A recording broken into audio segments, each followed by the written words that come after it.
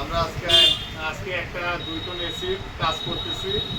এসির indoor leak ছিল, এইটা ইনডোরটা লিক ছিল। আমরা লিকটা মেরামত করার পরে এখন আমরা এই ইউনিটটা সম্পূর্ণ ভ্যাকুয়াম করব। ডাবল গেজ ম্যানিফোল্ড দেখতে পাচ্ছেন, ডাবল গেজ ম্যানিফোল্ড দিয়ে আমরা 2টা পাইপে একসঙ্গে লাগায় দিয়ে আমরা আমাদের এই ভ্যাকুয়াম পাম্প দিয়ে ভ্যাকুয়াম করব। এই ভ্যাকুয়াম পাম্পটাও হচ্ছে double stage vacuum pump. Single stage দিয়ে করা যায় কিন্তু প্রপারলি ভ্যাকুয়াম হয় না। ডাবল স্টেজ দিয়ে করলে কাজটা ভালো হয় এবং এসির কুলিংটা ভালো পাবে। তো এখন আমরা শুরু করতে যাচ্ছি, আমাদের ভ্যাকুয়ামের কাজ শুরু করতে যাচ্ছি।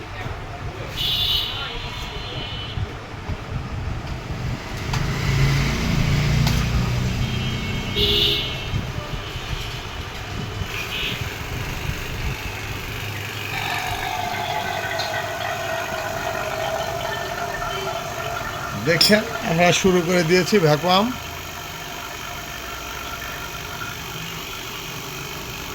আমাদের সঙ্গে থাকবেন সবাই। আল্লাহ হাফেজ, আসসালামু আলাইকুম। এবং দ্বিতীয় পার্টটা নিয়ে আসবো কিভাবে এসি বন্ধ অবস্থায় গ্যাস লোড করে